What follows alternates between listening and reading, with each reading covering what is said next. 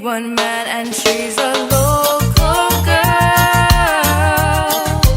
living in this Hawaiian world. Yeah, she's a local girl